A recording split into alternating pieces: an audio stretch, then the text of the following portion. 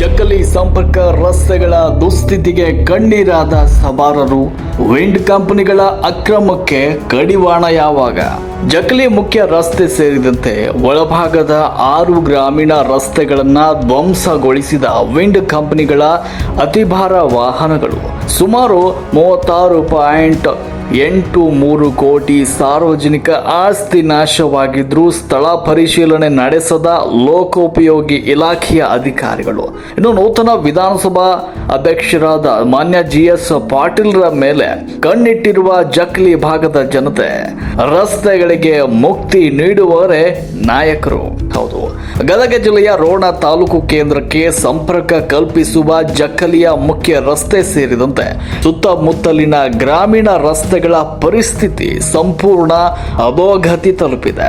ಪವನ ವಿದ್ಯುತ್ ಅಂದ್ರೆ wind mill ಕಂಪನಿಗಳ ಅತಿಯಾದ ತೂಕದ ಬೃಹತ್ ವಾಹನಗಳು ನಿರಂತರವಾಗಿ ಅಕ್ರಮ ಸಂಚಾರದಿಂದಾಗಿ ಡಾಂಬರ್ ರಸ್ತೆಗಳು ಮಾಯವಾಗಿ ಹೆಜ್ಜೆ ಹೆಜ್ಜೆಗೂ ಬೃಹತ್ ಮರಣ ಗುಂಡಿಗಳು ನಿರ್ಮಾಣವಾಗಿವೆ. ಮುಖ್ಯ ರಸ್ತೆಯಲ್ಲೇ ಸವಾರರು ಜೀವ ಕೈಯಲ್ಲಿ ಹಿಡಿದು ಸಂಚರಿಸಬೇಕಾದ ಪರಿಸ್ಥಿತಿ ಇರುವಾಗ ಇನ್ನುಳಿದ ಒಳಭಾಗದ ಕೃಷಿ ಹಾಗೂ ಗ್ರಾಮೀಣ ಸಂಪರ್ಕ ರಸ್ತೆಗಳು ಸಂಪೂರ್ಣ ನಾಶವಾಗಿ ಸಂಚಾರವೇ ಸ್ಥಗಿತಗೊಳ್ಳುವ ಹಂತಕ್ಕೆ ತಲುಪಿದೆ. ಜಕ್ಕಲಿ ಗ್ರಾಮ ಪಂಚಾಯಿತಿ ದಿನಾಂಕ 10/8/2026ರಂದೇ ಲೋಕೋಪಯೋಗಿ ಇಲಾಖೆಗೆ ಅಧಿಕೃತ ಪತ್ರ ಸಲ್ಲಿಸಿ ಗ್ರಾಮದ 6 ಪ್ರಮುಖ ರಸ್ತೆಗಳಾದ ಹೊಸಳ್ಳಿ ರಸ್ತೆ, ಅಬ್ಬಿಗೇರಿ ರಸ್ತೆ, ಸವಡಿ ರಸ್ತೆ, ಮಾರಣಬಸುರಿ ರಸ್ತೆ, ಬೂದಿಹಾಳ ಕ್ರಾಸ್ನಿಂದ ರೋಣದವರೆಗಿನ ರಸ್ತೆ ಹಾಗೂ ತೋಟಗಂಟಿ ರಸ್ತೆಗಳನ್ನು ತುರ್ತಾಗಿ ಅಭಿವೃದ್ಧಿಪಡಿಸುವಂತೆ ಕೋರಿದೆ. ಸ್ವತಃ PWD ಇಲಾಖೆ ಸುಮಾರು 36.83 ಕೋಟಿ ಹಾನಿಯ ಅಂದಾಜು ಪಟ್ಟಿ ಸಿದ್ಧಪಡಿಸಿದ್ರು.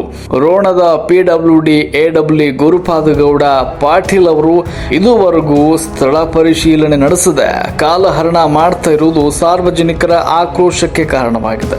ರೋಣ ಮತಕ್ಷೇತ್ರದ ಜನಪ್ರಿಯ ಹಿರಿಯ ಶಾಸಕರಾಗಿರುವಂತಹ GS ಪಾಟೀಲ್ ಅವರು ರಾಜ್ಯ ವಿಧಾನಸಭೆಯ ನೂತನ ಸಭಾಧ್ಯಕ್ಷರಾಗಿ ಆಯ್ಕೆಯಾಗಿರುವುದು ಕ್ಷೇತ್ರಕ್ಕೆ ಹೆಮ್ಮೆಯ ವಿಚಾರವಾಗಿದೆ. ಕ್ಷೇತ್ರವನ್ನು ಸದಾ ಅಭಿವೃದ್ಧಿಯ ಪಥದಲ್ಲಿ ಮುನ್ನಡೆಸ್ತಾ ಇರುವ ಮಾನ್ಯ ಸಭಾಧ್ಯಕ್ಷರು ಈಗ ಅಧಿಕಾರಿಗಳ ನಿಷ್ಕ್ರಿಯತೆಯಿಂದ ನಲುಗ್ತಾ ಇರುವ ಜಕ್ಕಲಿ ಭಾಗದ ರಸ್ತೆಗಳ ದುಸ್ಥಿತಿಯನ್ನ ಖುದ್ದು ಪರಿಶೀಲಿಸಿ ಕಂಪನಿಯಿಂದ ಪರಿಹಾರ ವಸೂಲಿ ಮಾಡುವುದರ ಜೊತೆಗೆ ವಿಶೇಷ ಅನುದಾನದ ಮೂಲಕ ಈ 6 ರಸ್ತೆಗಳಿಗೆ ನೂತನ ಕಾಯಕಲ್ಪ ಒದಗಿಸ್ತಾರಾ ಎನ್ನುವ ಆಶಯ, ಅಚಲ ನಂಬಿಕೆ ಸ್ಥಳೀಯ ಮತದಾರರಲ್ಲಿದೆ.